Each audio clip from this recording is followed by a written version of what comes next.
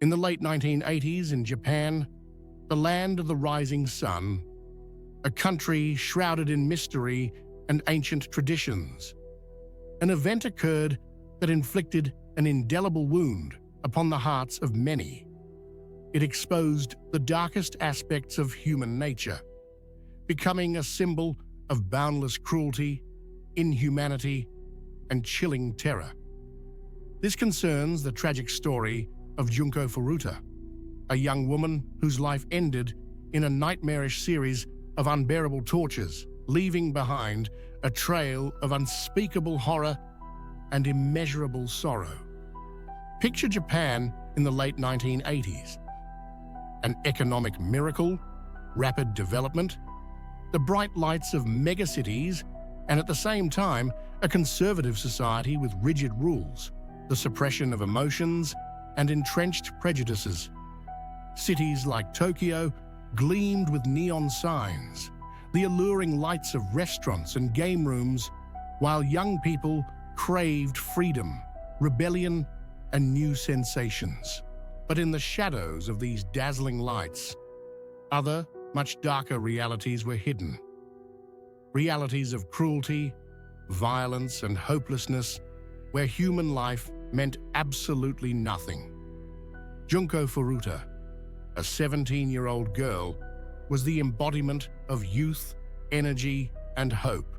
She studied in senior high school, dreamed of the future, just like thousands of her peers. Her eyes shone with the joy of life, and her smile radiated openness to the world. Junko was beautiful, sociable, full of life, and had plans for the future.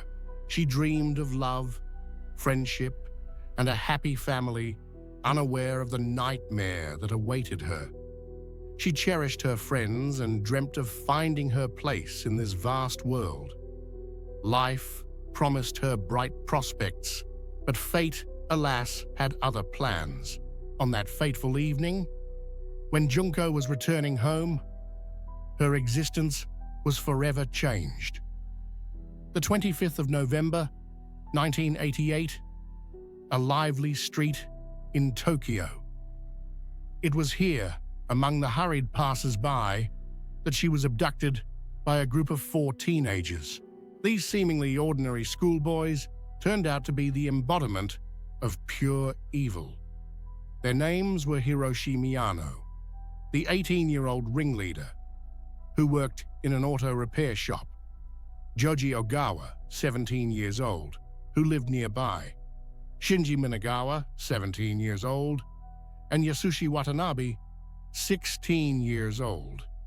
No one could have guessed the terrible fate they had planned for Junko. Her kidnappers took Junko to the Miyano house, where her 44-day hell began. The house, intended to be a place of peace and comfort, transformed into a prison, a place of unimaginable torture and humiliation. This house, as it turned out later, belonged to the Miyano family, but its inhabitants likely had no idea what was happening within its walls. It all started with Junko's abduction and imprisonment. They bound her hands and feet, leaving her unable to move. Then, as if unleashed, the beatings, humiliations, and sexual abuse commenced.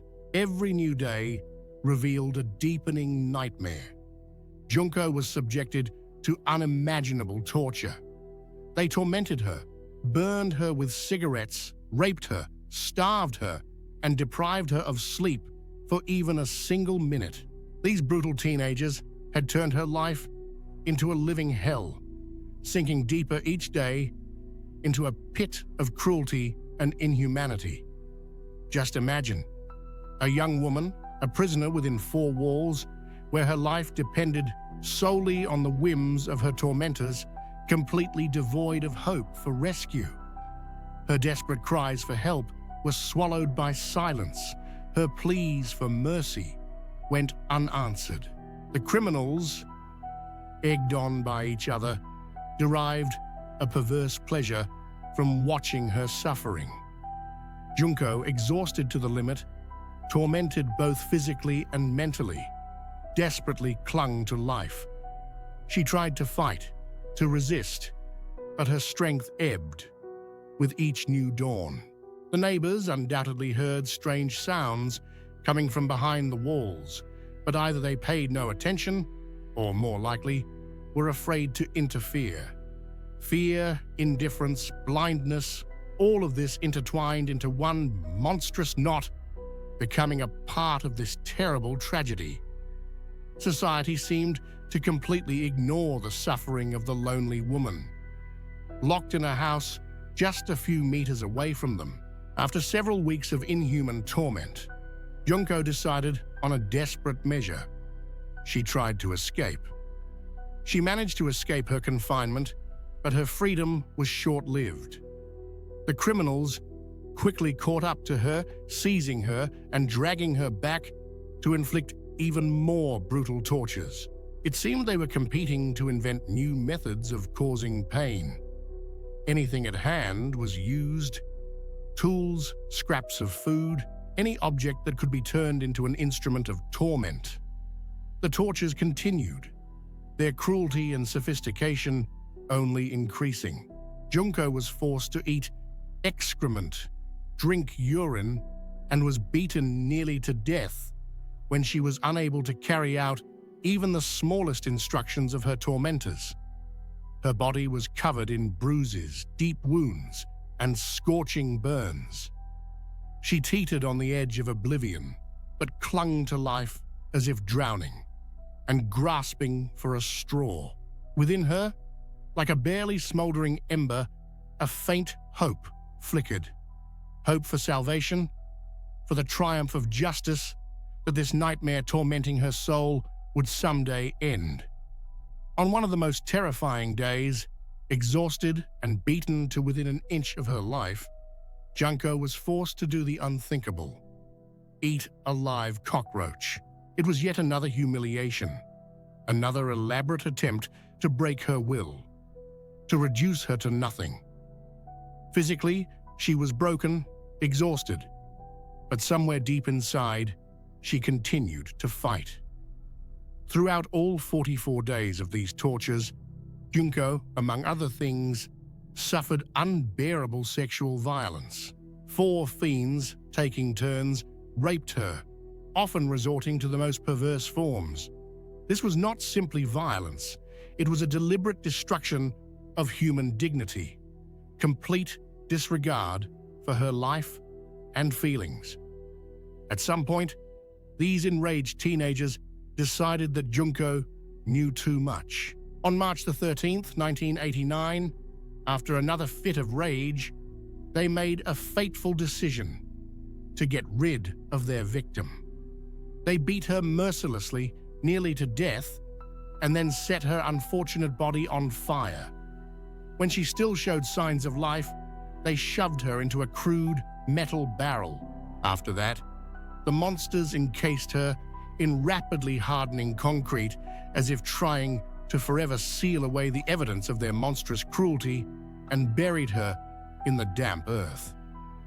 Even to imagine this scene was unbearable. How could anyone sink to such inhumane brutality? What drives people to commit such acts? The answers to these nightmarish questions must lie in the darkest corners of the human psyche, in depravity, in a complete absence of any moral principles. Junko's body was discovered only after some time. When the police finally began an investigation into the disappearance, they found it quite by chance. One of the criminals, overcome by fear and remorse, told his friend about what they had done, and he, unable to keep this terrible secret, informed the police. Investigators, shocked by the incredible cruelty of this crime, began their investigation. An agonizing and thorny path of collecting evidence, exhausting interrogations, and identifying the guilty began. The police faced an impenetrable wall, protection of the criminals, a crippling fear in the eyes of witnesses, and an unwillingness to reveal the truth. But despite these obstacles, the investigators, like seasoned hunters, slowly but surely forged a path toward uncovering the truth. During the investigation, dozens of witnesses were questioned, their testimonies like fragments of a broken mirror, piecing together the overall picture of what had happened. Evidence was meticulously gathered, each piece potentially becoming a decisive thread in this complex case. The case files were studied, their pages holding dark secrets. It was established that the criminals had not simply taken a life, but had also subjected their victim to prolonged and cruel abuse. This was evidenced by numerous recordings, photographs, and other material evidence found in the house where Junko was held. These silent witnesses spoke of inhuman cruelty. The trial of the criminals became one of the most high-profile and resonant in the entire history of Japan. Society was shocked by the chilling cruelty of the crime, trying to understand how such a thing could happen. Where was the line crossed that transformed a person into a monster? A tragic drama unfolded within the courtroom as shocking details were revealed, laying bare the full depth of the tragedy, the abyss of human depravity and cruelty. However, the most devastating blow was the realization that the perpetrators were teenagers. Their ages, ranging from 16 to 18 years, became a point of contention, sparking heated debates about the extent of responsibility for juvenile offenders. Japanese law provided for a reduced sentence for those who had not reached adulthood, which ignited a wave of outrage in society. In the courtroom, the accused attempted to shift the blame onto each other, desperately denying their involvement in the heinous crime. But the evidence was relentless. There was ample testimony against them. Ultimately, the court found them guilty, sentencing them to various terms of imprisonment. Hiroshi Miyano, the ringleader, received the maximum possible sentence for a minor, 20 years. The remaining defendants were sentenced to shorter terms. Joji Ogawa was sentenced to 15 years, Shinji Minagawa to 9 years, and Yasushi Watanabe to 5 years. Delivering the verdict, the court considered not only the severity of the crime, but also the age of the accused, denying them any leniency. Society was divided. Some found the sentences too lenient, while others, conversely, believed them to be just, proportionate to what had been done. One thing was clear. What had happened revealed the abyss of teenage cruelty and blatant impunity. The long-term consequences of this tragedy were colossal. It shook Japanese society to its core, sparking a storm of outrage and becoming a topic of discussion in the media, within the halls of parliament, and on the city streets. The case of Junko Furuta became a symbol of inhuman cruelty, savage violence, and permissiveness. It raised many questions about the proper upbringing of the younger generation and the role of family and society in shaping a person's character. The story of Junko Furuta served as a powerful impetus for the revision of legislation governing the responsibility of juvenile offenders. Amendments were made to the criminal code, providing for the tightening of penalties for particularly serious crimes committed by teenagers. However, despite all the measures taken, the problem of teenage cruelty continued to remain acute and relevant. The case of Junko Furuta forced the public to contemplate the role of the media in reporting such tragedies. Many critics accuse the media of an excessive pursuit of sensationalism and relishing in the chilling details, which it was suggested could potentially fuel an increase in interest in violence. The story of Junko Furuta is not simply a chronicle of a terrible crime, It is a tragedy that exposed the most unsightly aspects of human nature. It is a story of bone-chilling cruelty, of boundless violence, of all-consuming fear, and of oppressive hopelessness. It is a story of how seemingly young individuals transformed into true monsters, and how society proved powerless in the face of rampant evil. The memory of Junko Furuta lives on in the hearts of many. She became a symbol of a courageous struggle against violence, a symbol of fragile hope, and a harsh reminder that cruelty should never go unpunished. But the case of Junko Furuta also left behind many agonizing questions. Why did these young people commit such a crime? What prompted them to demonstrate such inhuman cruelty? What role does society play in shaping the identities of these individuals who became criminals? These questions remain unanswered even today, tormenting the mind and prompting repeated reflection on the nature of evil. Several theories have emerged, attempting to explain the motives that drove these young people to commit such a horrific crime. The first version points to a thirst for power and boundless control, a force that devoured their souls like a ravenous beast. Unable to find a way to assert themselves in a cruel world, they discovered a twisted means to realize their ambitions through violence. Junko seemed to them a defenseless doll over whom they could exert absolute dominance, deriving a vile sense of impunity from it. The second version posited a detrimental influence from violent pornography and repulsive video games. Constantly exposed to images of violence, their hearts, like hardened stone, gradually became accustomed to it, losing the ability to empathize and feel pain for others. The third version concerned social pressure and destructive group dynamics.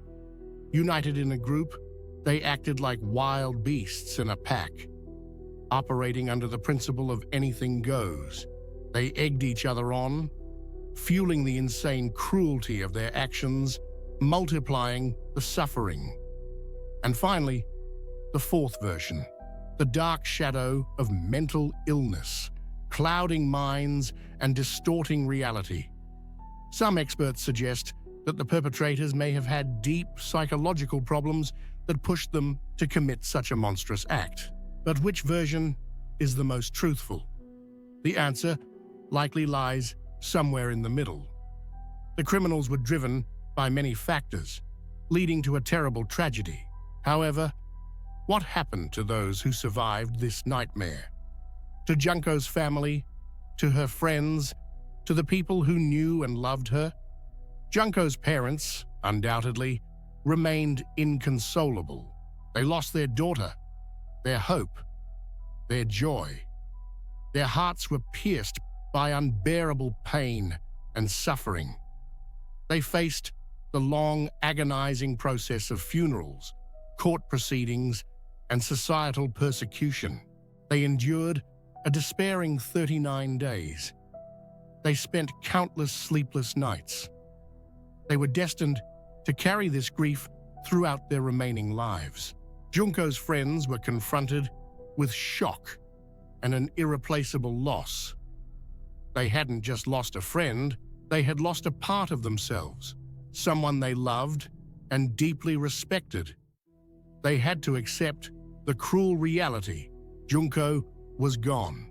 They had to come to terms with her permanent absence. They were left to live with this unbearable pain, tormented by their memories of her. The community, shaken by the monstrous crime, was frozen in shock. Those who knew Junko were deeply affected, outraged, and bewildered. They couldn't comprehend how such a thing could happen, how cruelty could reach such extremes. Feelings of guilt and shame settled in their hearts, a heavy burden on their shoulders. The impact of this tragedy on Japanese society was colossal, leaving a deep, unhealing scar. It forced people to contemplate eternal values, the fragility of morality, and the upbringing of the younger generation. This story reminded them of the bitter truth. Violence is absolute evil that must be eradicated at any cost. The case of Junko Furuta became a chilling reminder that evil lurks nearby, capable of hiding under the guise of ordinariness beneath the mask of everyday life. It's a harsh lesson, urging vigilance, an unyielding struggle against violence in all its repulsive manifestations. And perhaps the most important thing in this monstrous story is that the name of Junko Furuta should not be forgotten. Her name should be etched in our memory with golden letters, a symbol of incredible courage, unwavering resilience, and undying hope. Her tragic story must become a harsh but necessary lesson for each of us, a lesson that humanity must conquer animalistic cruelty. But what was the outcome?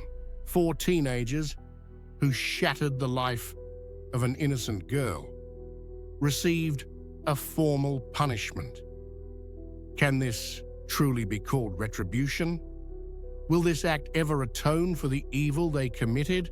Will they ever comprehend the hell they themselves created? And can we, those who know this chilling story, ever fully grasp the unimaginable horror Junko Furuta endured? Will this tragedy remain forever a bleeding wound in the annals of humankind, a reminder of the boundless cruelty and fragility of human life?